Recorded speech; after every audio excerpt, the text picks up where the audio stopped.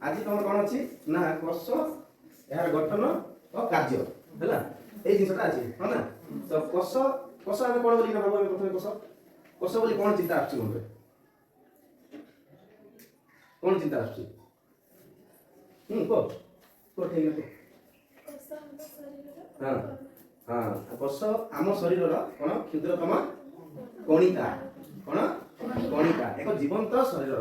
क्षुद्रतम कणिका को कोष बोली ना कह है आम जीवंत शरीर बोले आम गोटे जीवंत अच्छु बस आउ किए अच्छी उद्भिद गोटे जीवंत शरीर तो उद्भिद रही कोष अच्छी है आम चलाबुला कर उद्भिद चलाबुला सीना कर जीवंत कि नहीं है तो उद्भिद कोष आउ प्राणी कोष ये जो कोषटा 1665 1665 मसीहा रॉबर्ट हुक नामक वैज्ञानिक परीक्षा करके कौन करते ना देखते है केमी ना एमती टाइप देखते बुझिपार एटा केमती दुस्तुला ना महू फेणा महू छता जेमती थाए ना घर घर घर घर ना सेमिति भी आमे अणुवीक्षण यंत्र जेतबे हम देखिबा तो आम कोष गुडी सब सेमती छोटिया छोटिया हिना नेके देखा जाय हैला तो सेही हिसाब रे आमे तो बहुत बडा नेके प्रीवियस क्लास रे आ अन्य इयर पढी छे आमे किंतु हेले भी छोटिया जिंस तुमको देखै देबी जे जदी कोष भीतर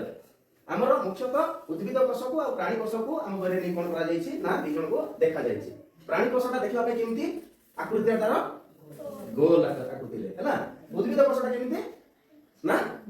एक चित्र रे जेमती देखाइ जेली कोन के सीधा हिना छी ना चारकुनी हिना के सीधा हिना अर्थात हम जदी उद्भिद कोष को देखिबा एमती ना थिबो प्राणी कोषटा के देखिबा जते बळे एमती ना रहिबो हैला तो या भितर बहुत गुडे जिंस अछि जोटा कि हमु कोन करा जाय नै से माने काम करबा द्वारा हमें कोन दिखाओ ना काम करि खाबा आगु चली थाओ बढी थाओ हैला तो ई भितर कोन मुख्य जिंस न्यष्टि कोन न्यष्टि तापरे कोषटा को आच्छादित करबा पई कोष झिल्ली हैला तापरे कोष भितर जहा अछि सब कोष जीवक भितर माइटोकॉन्ड्रिया राइबोसोम गोल्गी बॉडी हैला तापरे कोन अछि ना लवक एवं रसधानी हैला जोटा एबे जानि थाउ एति नवम रे जतबळे तमे जीव नवम दशम रे ई कोष भितर आउरी अधिक नै तमे जानि पाइबो तो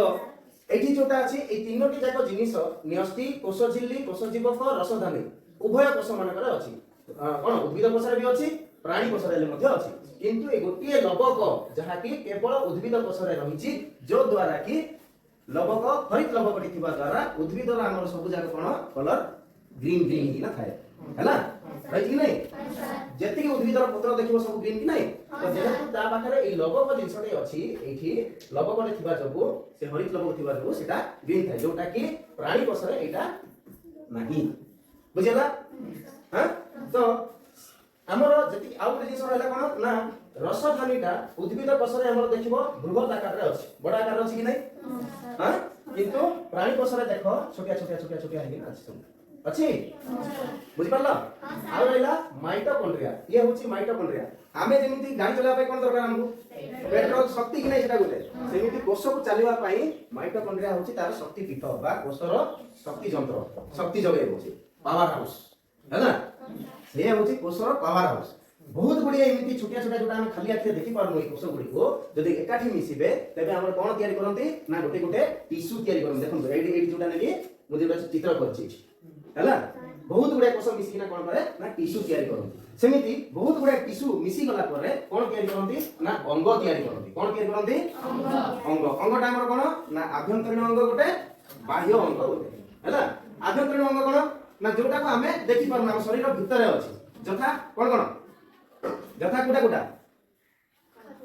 हां खाद्य नळी फुसफुस हृतपिंड हैं तापर कोन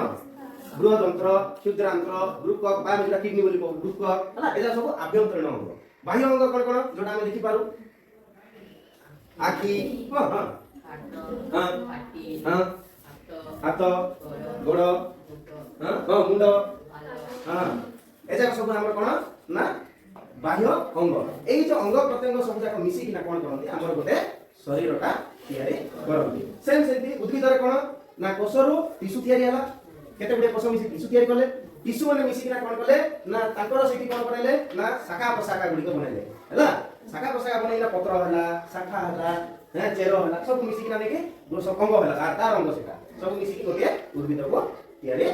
करले हला परवर्ती श्रेणी रे हम कोन करबा ना आउ टिके ए कोष भितरे कोन कोन अछि कोन कोन नाही भलो भाबरे ब्रीफली जानिबा एवं तुमे जतबळे कोनी नवम और दशम रे गले कोष गठन कार्य एवं टिश्यू टिश्यू संस्थान